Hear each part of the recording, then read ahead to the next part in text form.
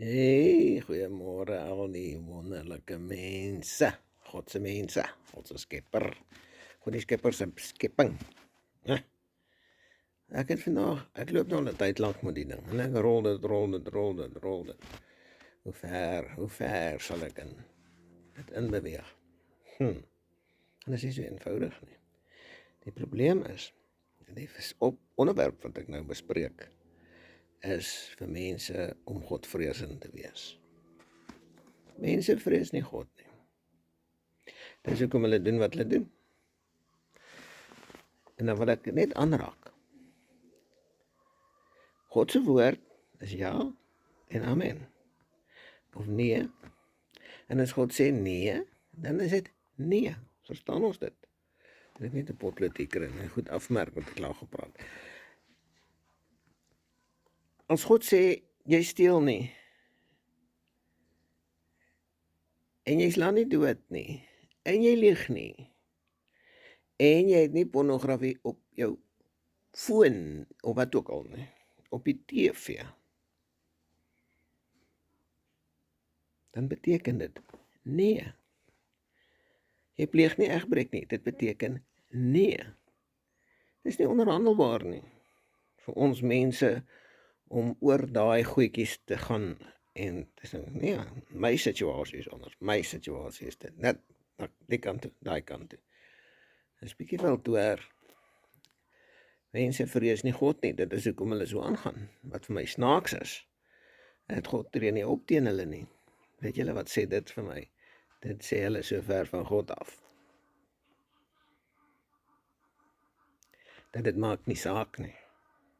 Jy gaan reguit op pad warm plek toe. Ek is jammer om dit so te sê, maar dis 'n feit. As ons vat die episode met Moses en Aaron en Korah en daai mensies.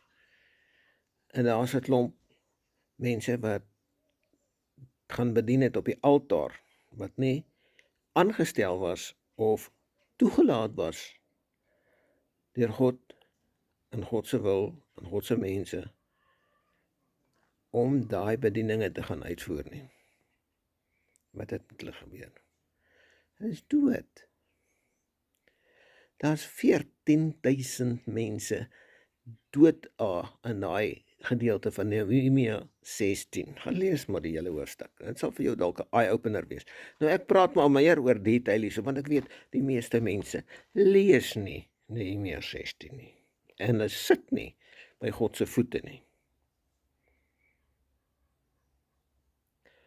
God is almagtig.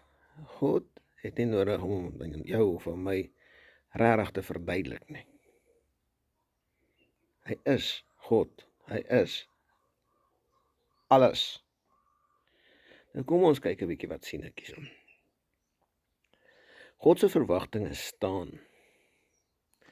Nou wil ek ietsie sê hierso. Nou hierso 'n klomp goedjies aangegaan en by dit verbygehardloop, maar ja, nou wil ek ietsie sê. Kan ons kyk, nou die dag het mense weer hierso sosiale media gepraat, daar's nie bloedlynvloeke nie, daar's nie dit. Nou wil ek iets vra. Wat is daan genetiese afwykings of genetiese probleme? Wanneer is dit 'n bloedlynvloek? Nou kom ek vir jou sê wat gebeur.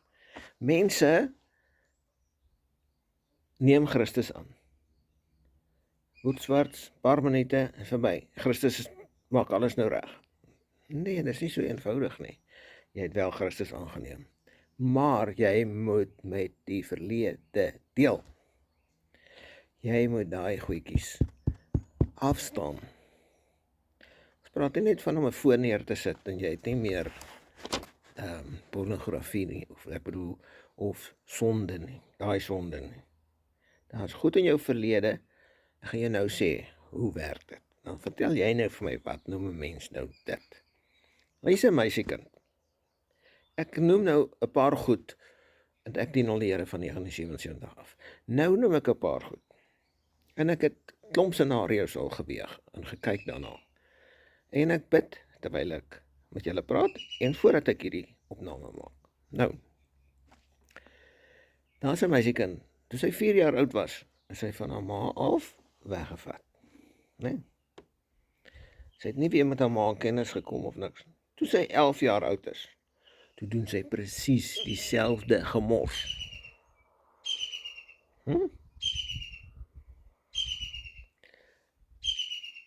Sy word 'n maniese depressant, slaan goed stukkend, breek goed, passerstelle, waar is jou passerstel?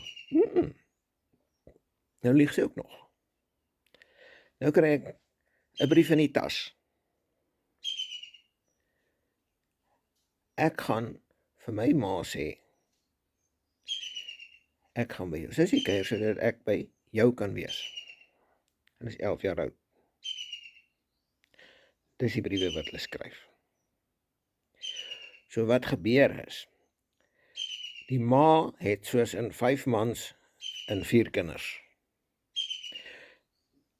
Toe sy nou getroud word deur die meisiekind, en dit nadat sy ook 'n hart vir die Here gegee het, ja, dis die Kingfisher.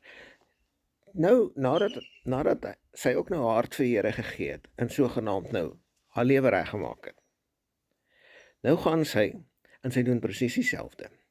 Nou sy getroud, sê maar 6 mans, 4 kinders. Nou wat noem jy dit? Waar kom dit? Is dit genetika? Is dit 'n bloedlyn, familie ding? Wat kom? Dan gaan jy terug in die familie, dan kry jy daai streepie. Waar kom dit vandaan? Waar breek jy dit? Waar sny jy dit af? Waar sny jy dit af? As jy nie met dit deel nie, wanneer jy tot die Here kom nie, dan gaan dit om en om en om en om en om daai wiel. As jy nie daai siklus breek nie, dan gaan dit net aan in die familie. Soos drank, soos ander goeders, probleme in die lewe, soos pornografie, soos sodomie, en baie soorte. Nou goed, kom ons gaan 'n bietjie verder. Hier gaan ons nou 'n bietjie verder. Ek wil net ietsie sê.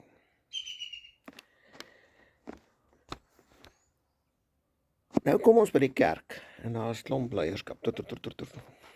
Ons ken ons kerkleierskap. Ouderlinge, diakens, jy noem hulle wat ook al. Nee. Nou, sien hulle, hier is jong mense in die kerk. Hierdie en daai en pas by mekaar, en ons motiveer dit. Nou kom 'n geestelike leier, en hy motiveer dit. En hierdie mense trou. Nou word hulle nou een. In die kerk, mense in die kerk, godsmanne in die kerk, het gesê, dis reg, dit is die pas, maat, vir jou. Dan werk dit nie uit nie. Daai man is 'n vroueslaander, en alhoewel hy ook in die kerk was. Nou, sê die Bybel, jy mag nie skei nie, nou wat maak sy nou? Wat maak daai vrou nou?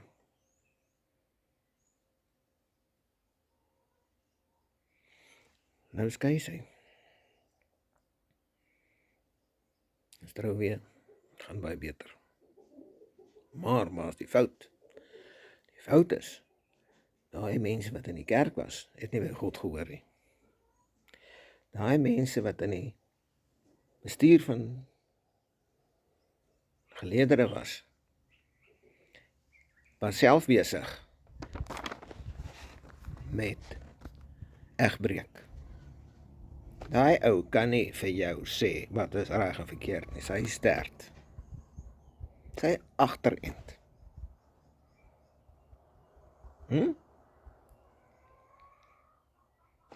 Daai ou vrees nie God nie, want hy doen dit, en hy doen dit uit die kerk uit. En nou beïnvloed hy ander mense se lewens. En so kom ek sê, die mense is nie godvreesend nie. En dit is waar ek sê, profete, werklike profete, wat weer voor in dag kom. En die 5voudige bediening soos vervat in Efesiërs 4. Van vers 11 af. Die mense wat God aanstel, om vorm, dissipline en goed in die kerk te handhaaf.